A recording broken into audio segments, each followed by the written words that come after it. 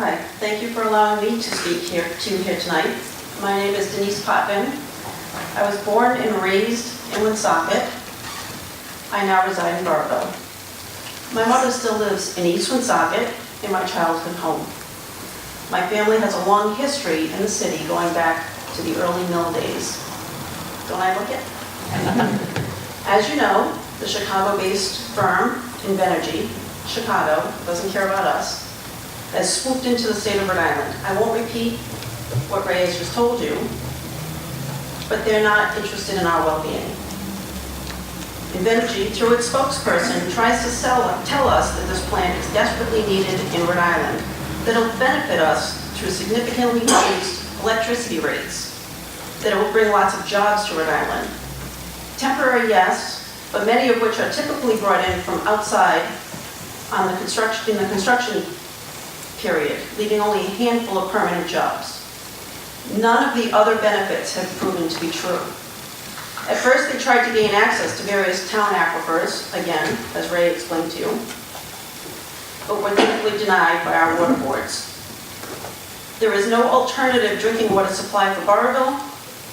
We can't access the Situate or Woonsocket reservoirs, but that doesn't bother Invenergy in the least. Our drinking water is not their priority, and they require access to between 100,000 gallons to 1 million gallons per day to cool their turbines. Actually, we started to notice some pretty peculiar things during our college-level education to this energy siting process. Like how the Village of Harrisville Water Department attorney, Richard Sinapi, was surprisingly pushing strongly for us to sell out our water to Invenergy. Just so happens, he's also the attorney for one of the state's largest labor unions. Also surprisingly, and very interested in seeing this project go through. But most recently, I was amazed to learn, actually just today, that one of Invenergy's very own legal team, Alan Schuer of Adler, Pollack & Sheehan, conveniently happens to be an attorney for the City of Woonsocket's Water Department. So now, we get the reason why many of us are here tonight.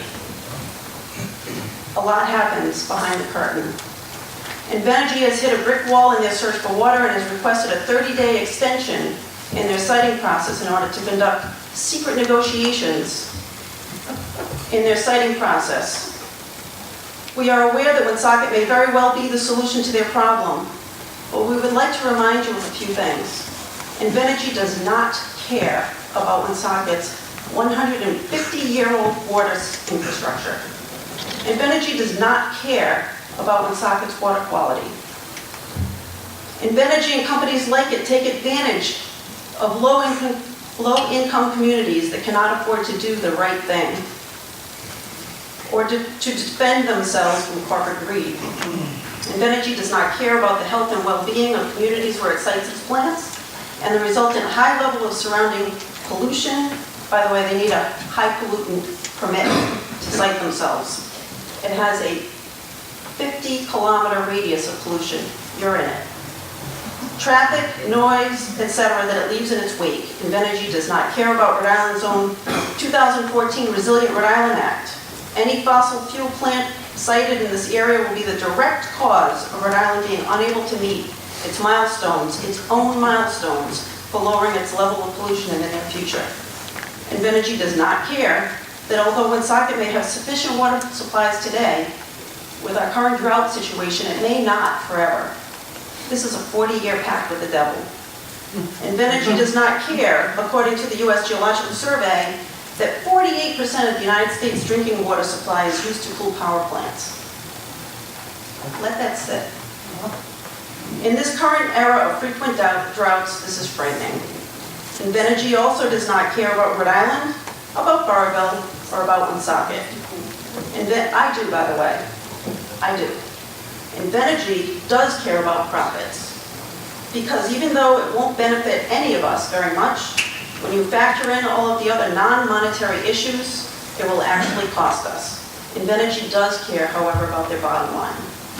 So my question, which was actually answered tonight when Blake Collins was asked to discuss Woonsocket's involvement in related water discussions, the answer of at this time, there's nothing in the works, we know that means I'm not at liberty to tell you about our discussions in this matter at this time, and I further suspect that this language also means, but you will likely hear about it after the election, when it is no longer dangerous for us to have this information out there.